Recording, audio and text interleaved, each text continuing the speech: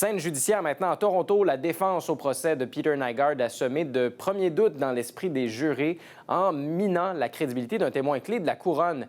Le créateur de mode de 82 ans, je vous le rappelle, est accusé d'avoir violé 5 Torontoises de 1986 à 2005 dans son ancien atelier de la métropole. Les plaignantes étaient alors âgées de 16 à 28 ans à l'époque. Jean-Philippe Lacouronne a tenté une frappe préventive alors que les 5 plaignantes n'ont pas encore témoigné dans ces audiences. Tout à fait, Gabrielle. Elle a donc appelé à la barre des témoins une psychologue clinicienne, la docteure Laurie Haskell, pour parler des réactions chez les personnes qui subissent un traumatisme. Cette stratégie consiste donc à préparer le terrain, si vous voulez, avant que les plaignantes ne témoignent à partir de la semaine prochaine, pour que le jury comprenne bien les complexités des traumatismes sur le cerveau. Et on comprend que la couronne anticipe déjà que certaines d'entre elles risquent de montrer des trous de mémoire, ce qui donnerait un avantage à la défense, bien sûr. Or, ces trous de mémoire peuvent s'expliquer par des traumatismes.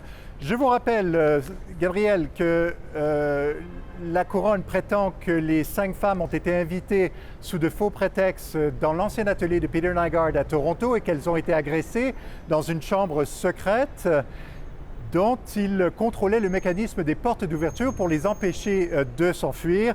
Et la couronne affirme même que l'une d'entre elles avait même ordonné à Peter Nygard de porter un préservatif si elle devait être violée.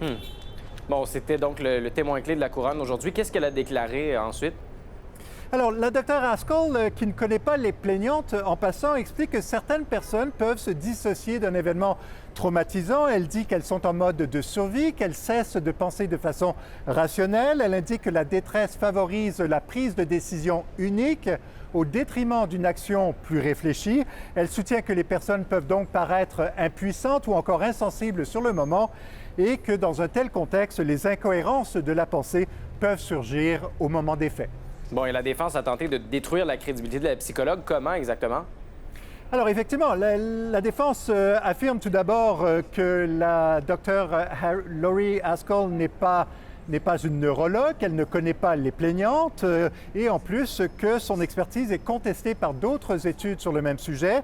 La défense est ensuite attardée à la mémoire des personnes victimes de violences. Elle demande donc à la docteure Haskell d'expliquer comment une mémoire peut en être affectée.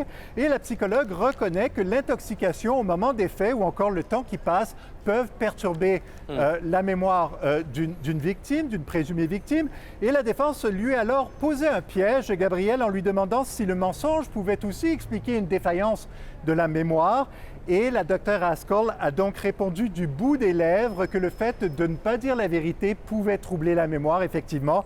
On comprend donc, en terminant, Gabrielle, que la défense a réussi à semer un doute dans le jury en laissant sous-entendre que les plaignantes étaient des menteuses. Le procès qui se poursuit donc à Toronto. Jean-Philippe Nadeau, merci beaucoup. Je vous en prie.